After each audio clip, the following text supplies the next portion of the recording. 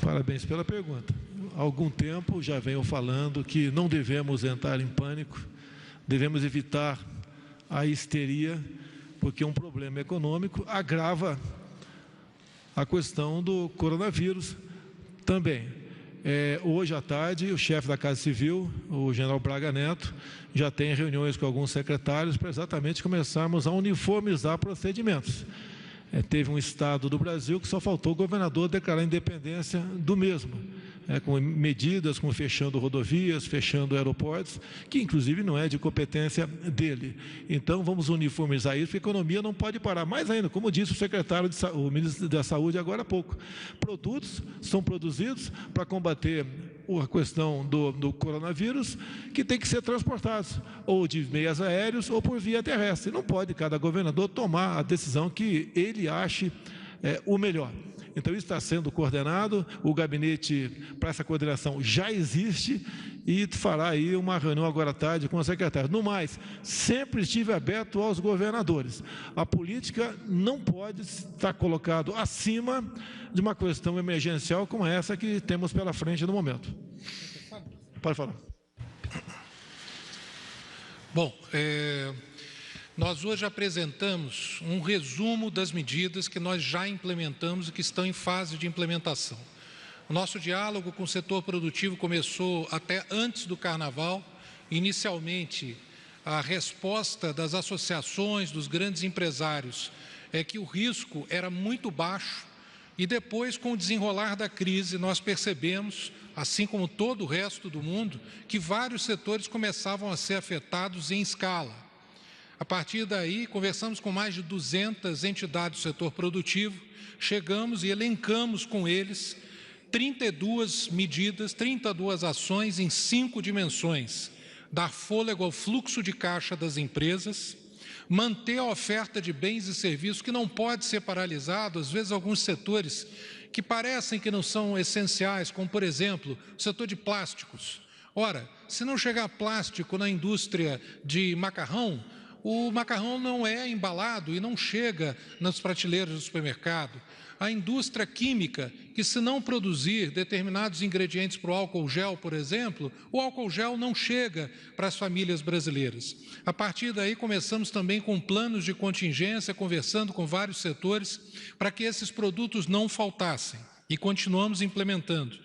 Começamos também a acelerar algumas medidas de desburocratização que afetam a continuidade dos nossos produtos e serviços, medidas de flexibilização trabalhista para manter os empregos, que depois da preservação da saúde da nossa população é a nossa principal preocupação, medidas de flexibilização mantendo a renda dos trabalhadores para o consumo responsável, que é a 5ª linha de ações, a liberação de várias linhas, FGTS, antecipação de 13º de aposentados e assim por diante, para que as famílias consigam manter o seu consumo responsável.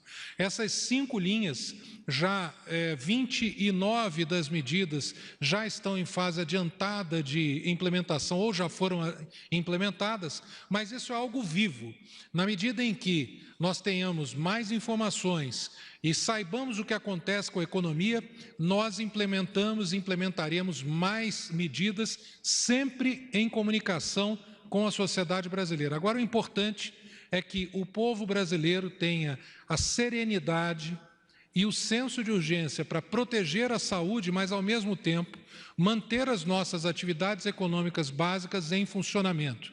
Nós precisamos que os nossos trabalhadores, em número adequado, cheguem no seu local de trabalho, que esse local de trabalho seja preparado para evitar o contágio e que, com isso, medicamentos, bebida, água, eletricidade, transporte e assim por diante sejam preservados como estão sendo até agora. O Brasil tem dado um exemplo, inclusive, de manutenção da nossa produção e vamos continuar trabalhando para isso.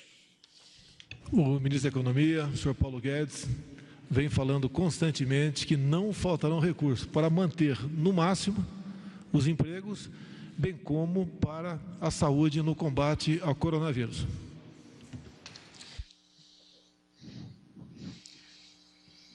Próxima pergunta, Pedro Vilela, Agência Brasil.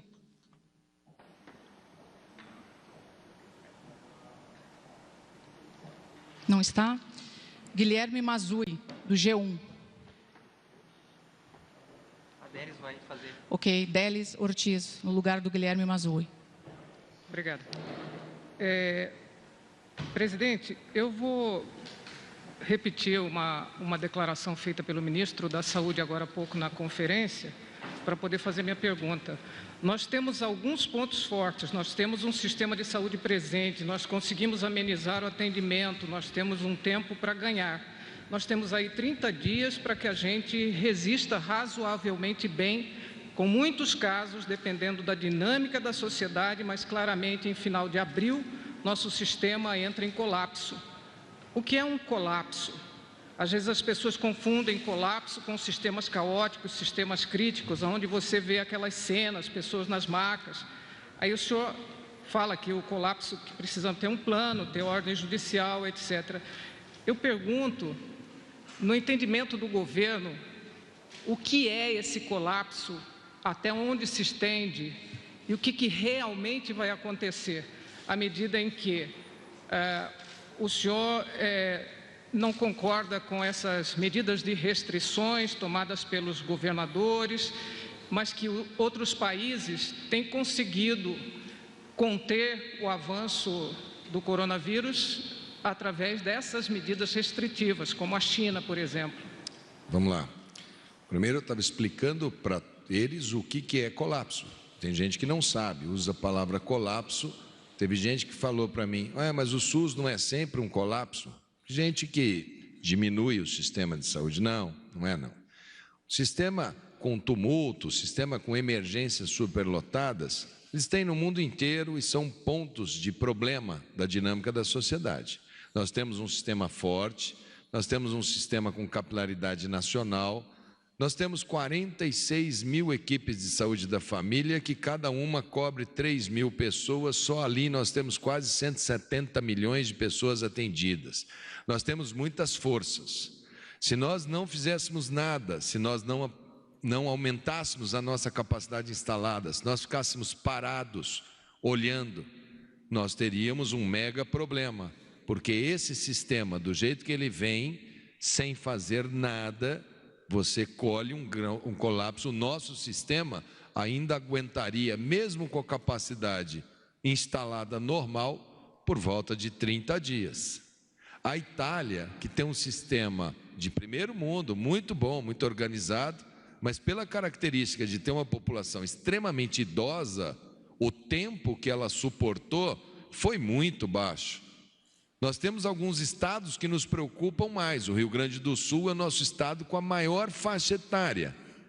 Nós temos a região amazônica, que praticamente não temos caso, e que é a nossa população mais jovem. Nós somos um continente, nós não podemos ter uma receita de bolo única para o Brasil.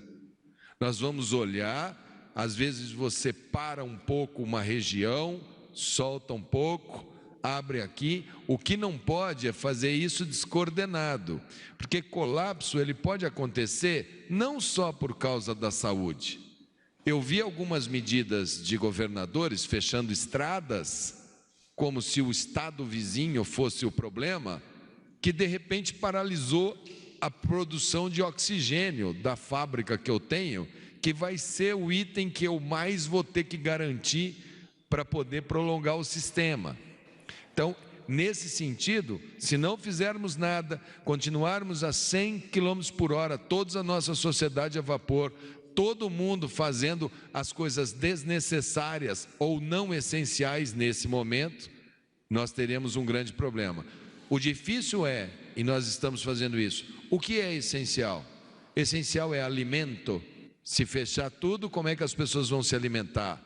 Cloro para pôr na água no Brasil inteiro tem que ser colocado. Como fazer a movimentação dos medicamentos? Como fazer com que o trabalhador numa grande cidade, da unidade de saúde, saia da comunidade, chega no hospital, se ele depende do transporte público? Fecha o transporte público e não chega ninguém, eu tenho um colapso por falta de trabalhador. Essas decisões de interromper ou fechar são muito fáceis de ser feitas. Elas precisam ser muito precisas, muito pensadas e muito organizadas. ainda há tempo das pessoas pensarem nas consequências desses atos. No nível federal, nós estamos pensando e tomando com todo cuidado. Se não fizer nada, chega nesse ponto. Se trabalharmos duro, nós estamos ampliando, todas as cidades estão informando, ampliei o número de leitos, ampliei o número de CTI, ativei um hospital, ativei ala, coisa que a Itália não teve tempo de fazer, ela já pegou isso instalado. Então, nós vamos ampliando semana a semana, nosso sistema pode inflar, ele pode crescer, nós temos espaço para crescer, mas nós temos que fazer isso garantindo equipamentos, luvas, equipamentos de proteção industrial, num mundo que está todo mundo comprando. Isso é uma coisa que nos preocupa. Então, nós estamos achando as alternativas, inclusive dentro do parque industrial brasileiro. Coisas que não produzíamos e que agora, com o esforço dessa mesma indústria que estava aqui, vamos dobrar, triplicar a produção de ventiladores. Se conseguirmos, dentro de 3 semanas, temos o número de ventiladores necessários para atravessá-la inteira. Então, se a China nos abastece com um pouco, já temos mais um tanto. Não é colapso definido que vai ser um colapso. É um quadro que nós temos que saber como enfrentar, aonde enfrentar. Adianta abrir leito de CTI agora em locais que nem tem caso em transmissão? Será que teremos uma epidemia em paralelo em todos os estados? Será que as medidas nos estados, nas cidades menores que conseguem paralisar mais, as cidades menores não podem ser o grande refúgio dos idosos? Tudo isso está no nosso cenário. Agora, pensar uma frase e falar assim, essa é a manchete do dia, aí não. É um cenário, nós podemos ter vários graus de problemas e vamos monitorá-los diuturnamente e trabalhar com todos, com os secretários municipais, estaduais, médicos, todo o pessoal de saúde, para que não tenhamos um colapso, como eventualmente você pensou a frase que foi dita por mim. É porque o senhor chegou a dizer há pouco que todos já estamos na situação de transmissão sustentada. Isso. Eu queria que o senhor explicasse melhor, porque a impressão que dá é que a gente já está na beira desse abismo do colapso. Calma. Nós temos estados que têm casos, por exemplo, meu Mato Grosso do Sul, parece que tem 9 casos. Lá tem 2,5 milhões de habitantes. Lá você tem uma cidade, Campo Grande, que é mais fortalecida. Vou falar de um que eu conheço. Todos os casos com nexo. Aquilo é uma realidade. Aí nós temos São Paulo, com uma curva mais à frente. Nós temos óbitos em São Paulo, aí você olha e fala assim, mas é um hospital de um plano de saúde que vendia plano só para idoso, ou seja, concentrado dentro de um único local. É lógico que ele vai ter mais problema. Então a gente tem que saber isolar um problema pontual de um problema difuso. Agora, se cada um no Brasil começar a olhar e falar, São Paulo está tendo muita morte, fecha tudo para São Paulo. São Paulo é meu grande centro de logística, de medicamento, de gás e de máscara, de tudo.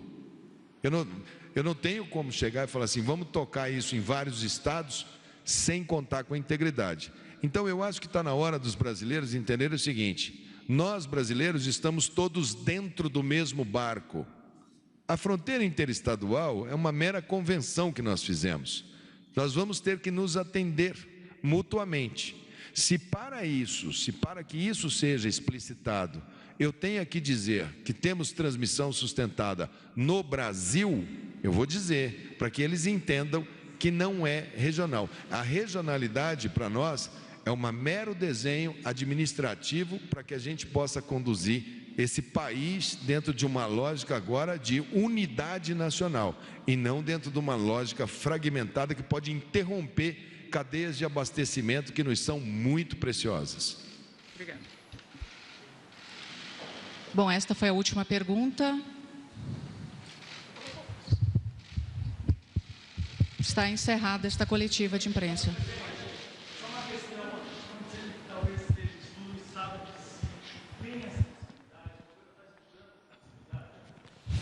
Ainda não está no nosso radar isso não, tá? Até porque isso é para decretar é relativamente fácil, vamos assim dizer, uma medida legislativa para o Congresso, mas seria o extremo, isso aí acredito que não seja necessário, bem como o estágio de defesa.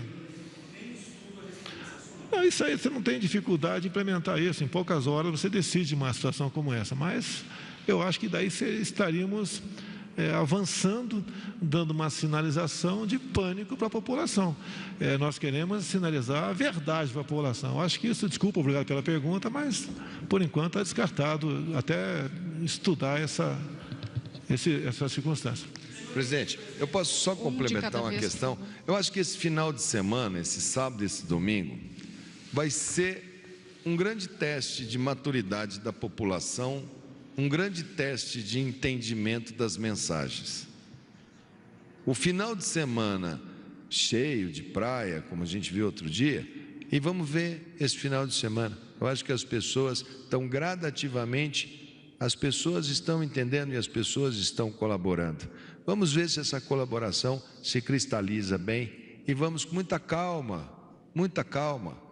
Não há nada que a gente não consiga identificar, saber o momento certo, orientar, tirar os mais exaltados. Nós temos planejamentos de cenários para cada situação. No momento estamos no caminho certo, teremos sim estresse no sistema, teremos, serão dias duros, sim, mas nós temos que estar, brasileiros todos juntos, e vamos ver como é que vai ser o comportamento dessa sociedade nesse final de semana. A última pergunta.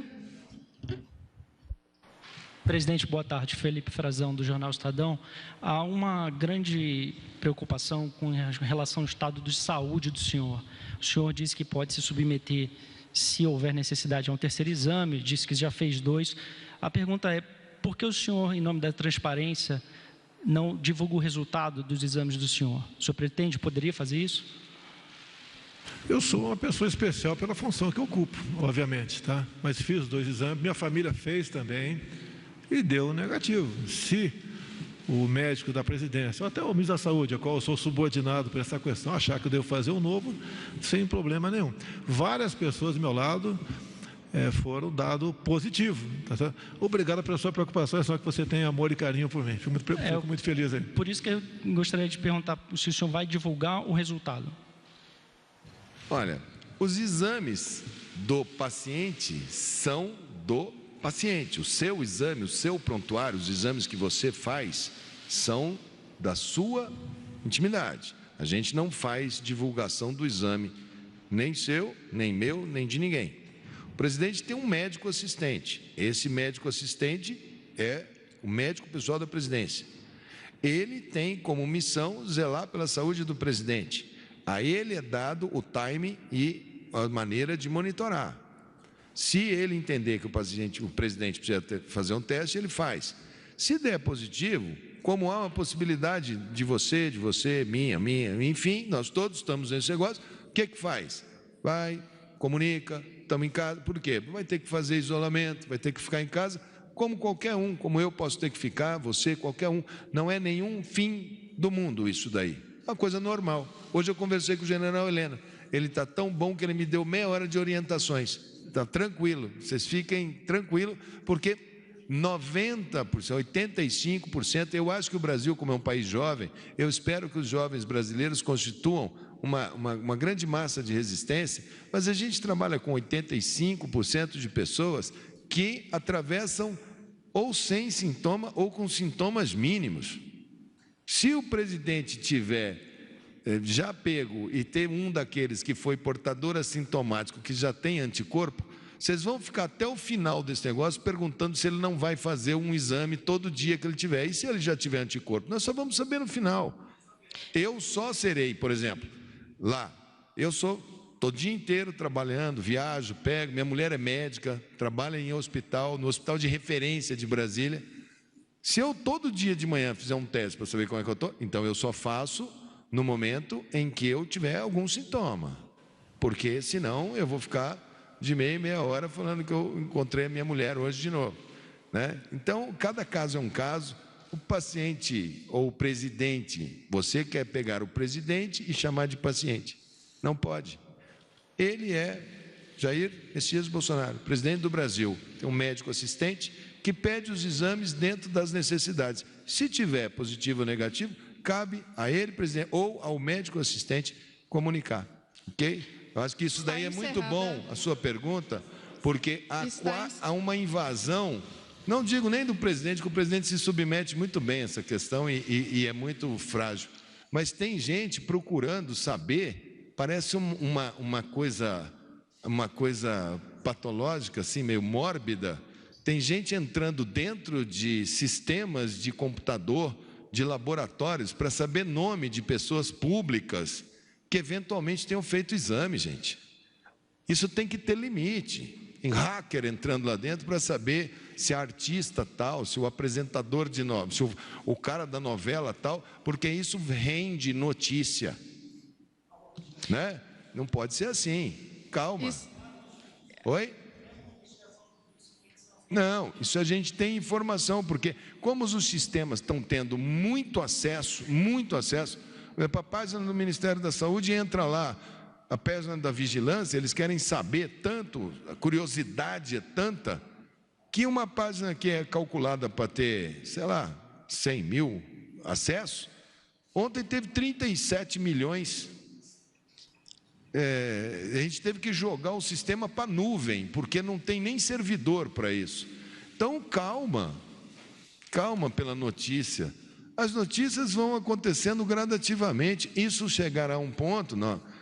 O fulano teve uma gripe. Ok, era coronavírus? Era, não era.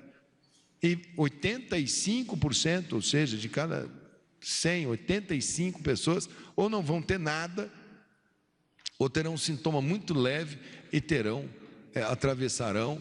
Agora não, a gente fica com essa coisa. Então, calma, com contagem individual e principalmente contagem de quem é a pessoa pública do dia.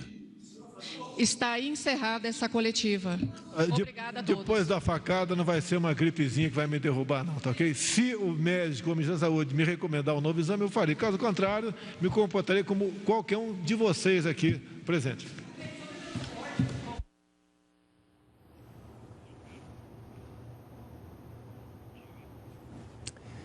Tá aí, portanto, você acompanhou ao vivo a entrevista coletiva no Palácio do Planalto. O presidente Jair Bolsonaro, junto com autoridades do governo federal, informou sobre as ações de enfrentamento ao coronavírus no país. Nós voltamos agora à programação da TV Brasil. Continue bem informado também pelas nossas redes sociais.